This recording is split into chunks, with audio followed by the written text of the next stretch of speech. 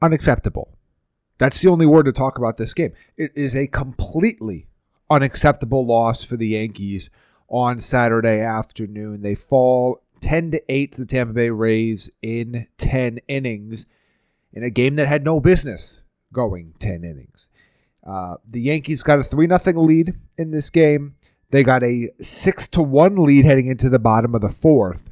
And more importantly, they had an 8-4 lead heading into the bottom of the ninth. You have to win that game. Period. You have to win that game. And look, I know he's had a couple good outings in a row. Came off of, his pretty much his two best outings of the season in his last two appearances on the 15th and the 17th. But Devin Williams lost him this game. There's no ifs, ands, or buts about it. There's no way to sugarcoat it. There's no way to sort the blame out, give the blame to somebody else, to move it around. This is very simple. Devin Williams was asked to hold a 4-run lead to begin the ninth inning. No outs, no runners on, nothing carrying over. You had thrown 6 pitches in the previous 3 days combined. They asked you to hold a 4-run lead. Here's what happened when they asked him to hold that 4-run lead. Ground out, single, walk, double, single, single.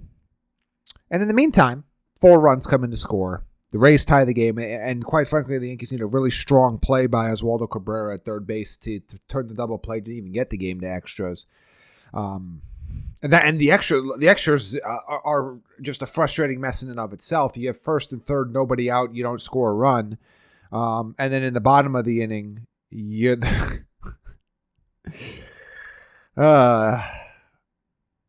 the bottom of the inning, you give up a home run to the first batter. It's an unacceptable loss. Look, I know Devin Williams is, like we just said, had some scoreless outings. He has technically 4 straight scoreless outings. But he has looked very shaky now in 4 of his last. I mean, he's looked shaky in a few, but he looked bad in Detroit. He looked bad here. And I feel like if you want to just go back to shaky, he's probably been 1, 2, 3, 4, 5, 6 of his 9 appearances. Yeah, 6 of his 9 appearances, he's looked at least a little shaky.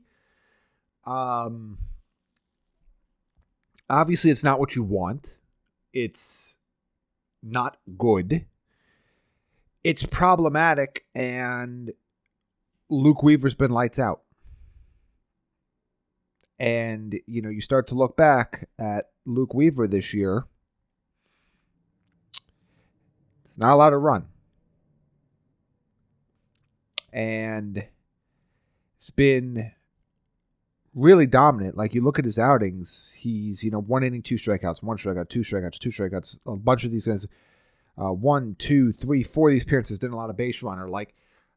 And he was obviously really great for you down the stretch last year and in the postseason, et cetera, et cetera. And look, Devin Williams, as we discussed on an earlier podcast a couple weeks ago, it's not like he was a one-hit wonder. It's not like he was a one-year guy.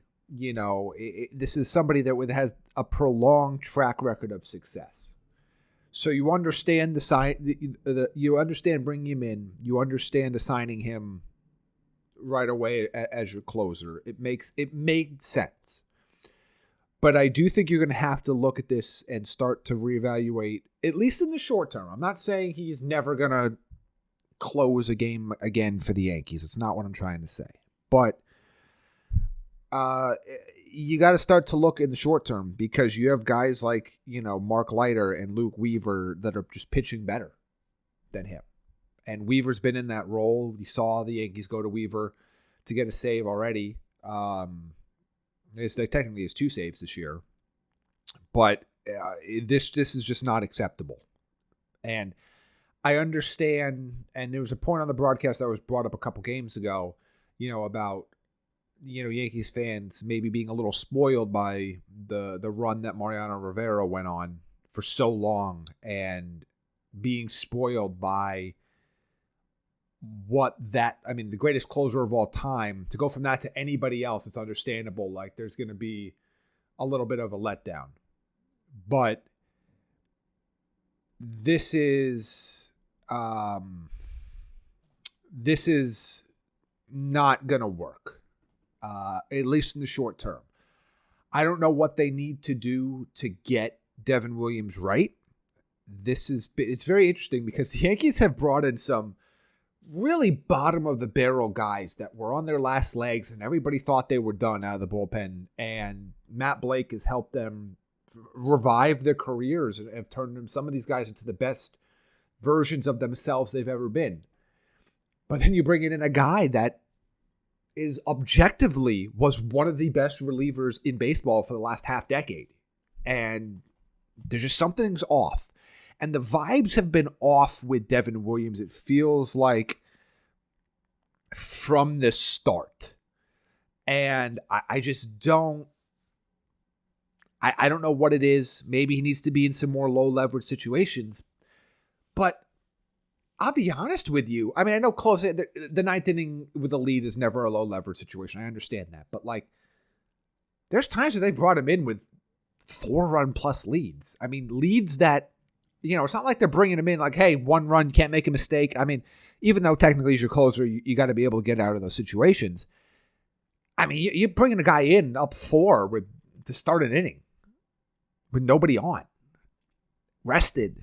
I don't know what. I mean, unless you're going to throw him into I don't know what more you can ask from him. These are not the most high pressure situations that a closer could be asked to come into that Devin Williams has been asked to come into this year, and you're getting incredibly mixed results from it. It's just incredibly frustrating. That's the takeaway. This is going to be a brief. I'm just going to be honest with you. I'm watching WrestleMania right now. I want to think about something that's not Yankees baseball. Again, they've been on a really good run. I'm not, but just the way they lost today is, and obviously I'm recording this Saturday night for you all to listen to on Sunday morning. Just the way they lost today is just so damn frustrating. It just really is. You shouldn't. These are games you should win 100% of the time. You're up 8-4. You have your closer on the mound. You win that game. Period. End of story. And the fact that they didn't is just very disappointing and very frustrating. Ben Rice had to leave the game, hit by pitch early, left the game with an elbow injury. X-rays came back clean, so he should be okay. We'll check on his status for the finale. Again, with a day game to end the series here, they will play at 1:40 p.m.